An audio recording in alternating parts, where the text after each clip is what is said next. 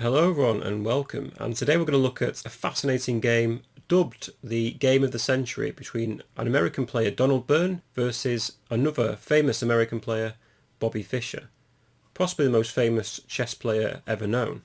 And this game was played in the year 1956 in New York, and it's absolutely an immense game.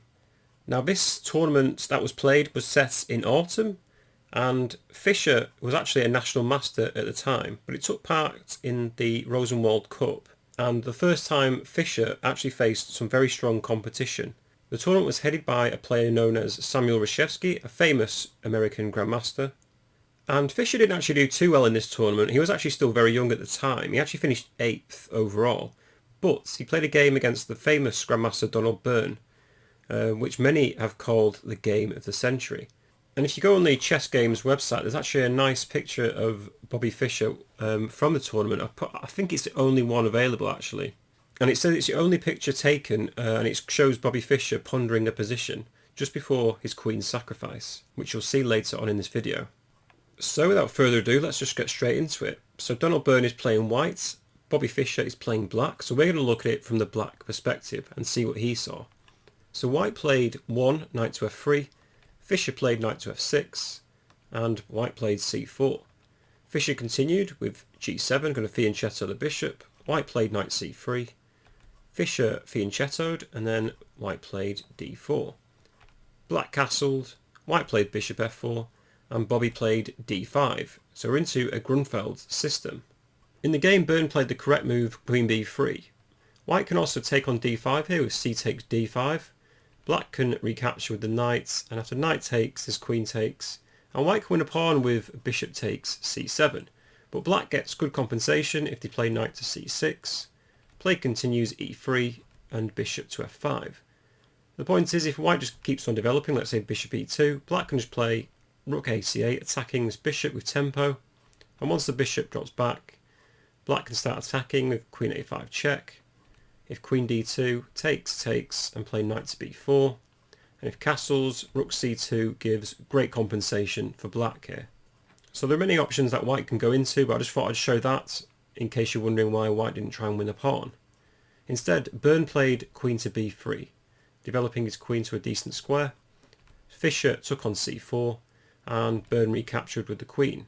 Now two pieces are eyeing up this c7 pawn. So Fischer in the game played c6 to push it away from this bishop on f4. The famous player Kasparov actually said he would have played knight to a6 here. So this defends the pawn, because after e4, black gets good compensation with c5, a bit more attacking. If d takes c5, they can go bishop e6, attacking the queen, queen b5, and then play bishop d7. And if the queen takes, then black can play knight takes c5. The queen will retreat, and black can play knight to e6. The bishop can go to e5, and then there's a5, attacking the queen. So the point is, black's given up a pawn, but has excellent compensation in the form of full development and more dynamic pieces. So this is what Kasparov would have recommended for black to play. But going back, so Fischer just played c6, pushing his pawn up. I don't think this is a bad move though. e4 was played by white, gaining some space in the centre, and Bobby played knight bd7. Byrne continued with rook to d1, and Fischer played knight to b6, hitting the queen on c4, which goes to c5. So if we just pause a second, it looks as though white's got a really tremendous position. They've got the two pawns in the centre, the two knights are nicely placed, the bishop on f4 and the queen are doing a great job. But black has his king safely castled, whereas white doesn't. And this is seriously underestimated by Byrne in the game, as you'll see.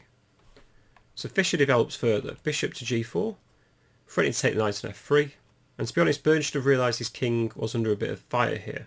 I think most normal players would have played bishop to e2, developing their last piece, and let's say knight to d7, then white can simply retreat the queen backwards, and if bishop takes f3, white can just recapture, and I think white's pretty much safe here. So I definitely think white should have gone in for this position. I think Donald Byrne was a bit greedy. He played bishop to g5, seriously underestimating his weaknesses. Now Fischer came up with a great move. Knight to a4, attacking the queen on c5 and attacking this b2 pawn. And now there's a few moves that white can play. Let's go through knight takes a4 first. So if knight takes a4, doesn't white just win a piece? Well, no.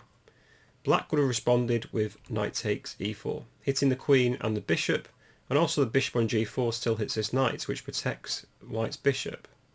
If white got greedy here and played queen takes e7, then black can just respond with queen to a5 with check. If b4, they can just take the knight off on a4, and if queen takes e4, black has rook f e8, so pinning the queen against the king. White can of course block this with bishop e7, but then black can just take the knight, and if g takes f3, play bishop f8 at the end. And the point is now that this bishop on e7 is lost because the rook and the bishop are attacking it, and they can't move it because then the rook will take the queen. So we can't do that. So after knight takes a4, knight takes e4, white could also play queen to c1 to protect their bishop on g5. However, then black still comes out better. They can play queen a5 again with check, attacking the bishop and attacking the knight. If knight c3, then black can play bishop takes f3 once again. If g takes f3, just play knight takes g5. The point is the queen is protecting the knight on g5, and the knight's also threatening to take on f3 next move. So black's got a great position. Again, there's one more space the queen can go to. So if knight takes a4 and knight takes e4, the last move that white could possibly play would be queen to b4. But then black just plays knight takes g5, knight takes g5, and just takes on d1 with the bishop. And if king takes d1, there's bishop takes d4, coming up with a discovered attack against the white king. And again, black's got a very nice position. So after knight to a4, white definitely can't take this knight. An alternative is to play queen b4 straight away. But then even so, black gets a nice position. There's knight takes c3, b takes c3, and then black can take the pawn on e4. If bishop takes e7, Fischer could have just played queen to e8, and now black's threatening to play c5 and a5. If rook d3, black has a nice move c5 here, attacking the queen. If queen takes b7 to try and protect their bishop, then just knight d6. And all of a sudden this queen pins this bishop against the king, and the knight attacks the queen. If queen c7, then just knight to f5, and black's going to win the bishop. White can try rook e3 and give her an exchange sacrifice, but even so, knight takes e3, pawn takes. Black can take the knight, the pawn will recapture, and just play bishop f6 at the end. The point is, if bishop takes f6 here, there's queen takes e3 with check, bishop e2, and then just rook a b8 at the end of it, threatening mate against white. So the tactics after knight to a4 are just incredible for black. And I'm sure Fischer calculated most of these variations, which shows such an incredible mind, and just shows how deeply he saw this move. It's absolutely ridiculous. So, in the game though, Byrne actually played queen to a3, so attacking the knight on a4. And now Fischer continued with knight takes c3. And at first glance it looks as though black's just helping white out, because then white can just take the knight with b takes c3 and increase their pawn centre. But that's not Fischer's intention. His intention is to do an exchange sacrifice, as we'll see. So b takes c3 was played by Donald Byrne, and now Fischer took the pawn on e4. And Fischer is unfazed by bishop takes e7, because he simply just sidesteps this with queen to b6. And the point is, if white now goes bishop takes rook, bishop takes f8, black will respond with bishop takes, attacking the queen. And if queen to b3, Fischer would have played knight takes c3, attacking the rook, preparing to play rook e8 check, or even just bishop to b4. So the queen can't take this because then bishop b4 will be played and pin the queen against the king. And if queen takes queen in this position, black can just respond with a takes b6, rook a1 to protect their a2 pawn, but then black can just play bishop to b4. And black's a lot better here. They exchange down, but they've got one more pawn than white, and black's just threatening to play bishop takes f3, doubling the pawns, or just play knight takes a2 with check and a discovered attack on the king. So if we just go back to the game, Fischer has just played queen to b6 here, and now white didn't take the rook on f8. He responded with the move bishop to c4, developing his piece, maybe trying to get his king to some sort of safety. But again, Fischer responds with an incredible move, another sacrifice. Knight takes the pawn on c3, attacking the rook. Again, another point is, if queen takes here, then they can just play rook to e8, pinning the bishop. And if queen e3 to try and save the bishop, then just bishop takes f3, pawn takes, and queen c7. And black will easily win this bishop next move with an easily won endgame, because white's pawns are just absolutely torn apart. But going back to the game, instead of playing queen takes c3, Byrne now played bishop c5, attacking Fischer's queen on b6. So the bishop attacks the queen, and Fischer now plays rook to check, attacks the king. If the king goes to d2, then black can just play knight to e4 with check. And if king c2, just play queen c7, and everything's pretty much safe for black. And even black's now threatening to take the pawn on f2. If white protects this pawn, black can just take the bishop on c5, and if d takes c5, just play queen to f4, attacking the knight twice on f3 and attacking the bishop, maybe even preparing to play bishop to f5 check with a nice little mating net. But after rook f e8, Byrne played f1, sidestepping the rook. And remember that picture I showed you earlier? This is why this is known as the game of the century, because Fischer's next move was just absolutely incredible. Remember, this bishop on c5 is still attacking black's queen here, and Fischer goes in for a queen sacrifice. They play bishop to e6. Fischer has just offered his queen for an immense attack against white. And if white tries to ignore this queen sacrifice, it just loses, because let's say queen takes c3 here instead. Black can just play queen takes c5. If d takes c5, there's bishop takes queen, bishop takes and rook takes. And this is a one endgame for black with an extra pawn. Again, if white ignores the queen and plays bishop takes e6 instead, black can play queen b5 check. If king to g1, then knight to e2, king f1, and knight to g3 with check. If the king goes to e1, it's checkmate.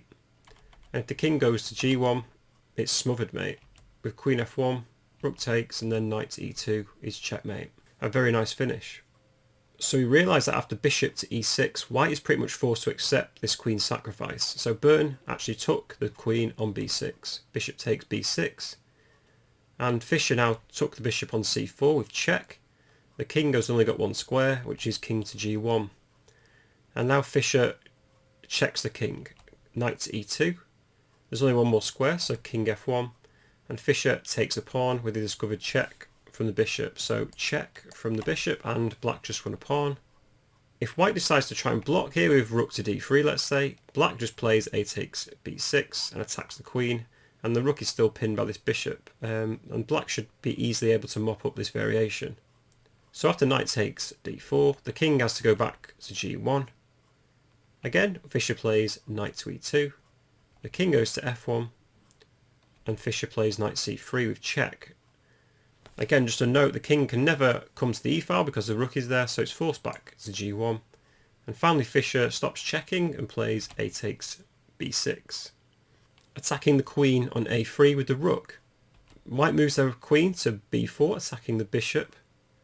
But now Fischer plays rook to a4, protects the bishop, and attacks the queen. So the knight is protected by the rook, and the bishop protects the knight, and the rook protects the bishop. So every single piece is just protecting one another here. It's absolutely insane. Byrne played queen takes b6, and Fischer took the rook on d1. And now we're into a variation where Fischer has got two bishops and a rook for a queen, and actually has an extra pawn. So it's two bishops, a rook, a pawn for a queen. And this should be an easy win for black. There's so much more material available to them. If white played queen takes b7, Fischer could have played bishop to d5. If queen d7, just rook e2 just wins for black, because then knight takes f2 or rook takes f2, depending on where the king goes to. So after knight takes d1, Byrne played h3, maybe giving their king or their rook some space. Fischer took on a2, and now he's preparing to take the pawn on f2. This is absolutely devastating for white here. King h2 was played, and now knight takes f2, attacking the rook. The rook went to e1, and Fischer just took it off. Byrne played queen d8 check, and Fischer just blocks with the bishop, and white recaptured the rook on e1. But now Fischer just shows his technique. Played bishop to d5. So now the bishop is eyeing up this g2 pawn with a rook on the second rank. The bishop also protects this c6 pawn. After knight to f3, there's knight to e4. So the knight is now protected by the bishop. The queen went to b8, attacks the pawn on b7. And now Fischer just played b5. And all of a sudden every single piece is just absolutely protected here. This bishop on d5 does a great job. So it protects the knight, the bishop, the c6 pawn and this f7 pawn. And even this bishop on f8 just controls all the dark squares. So this queen on b8 is just absolutely helpless to do anything. Byrne does try something though, plays h4, but this is easily met with h5 from Fischer. Byrne goes knight to e5, has to do something I guess, but Fischer just plays king g7. After king g1 there was bishop c5 check, and after king f1 was played, Fischer now plays knight to g3 check, and all of a sudden white's in a mating net. The point is these two bishops just rake down the board and stop white getting out, and this knight now checks, and this rook also covers the second rank, so the king's just forced to go to e1. And now Fischer played bishop to b4. There was a quicker way to win for Fischer here actually. He could have played rook e2 with check. If king d1 there was bishop to b3, king c1 and then bishop to a3, king b1 and rook e1 would be checkmate. But in the game Fischer mopped up fairly quickly. He played bishop to b4 check. The king is forced to d1. Bishop to b3, the king's forced to c1. Knight to e2, the king has to go to b1. And then knight c3 check. The king goes backwards, and Fischer finished off with rook c2 checkmate, because the bishop protects the rook delivers check, and also the knight covers these two squares for the king. And that's all she wrote. An amazing game by Robert James Fischer in the game of the century in 1956. An absolutely superb game, played by a 13-year-old at the time. So Fischer finished 8th in this tournament, but here in this game he absolutely showed his class and his potential, and we see this throughout his career. He has some immense games, and that's why he won the World Championship against Spassky and has an incredible following still to this day. Anyway, thank you for watching. Please like, subscribe or comment if you did enjoy this video, and hopefully I'll see you in many more videos to come. Goodbye for now.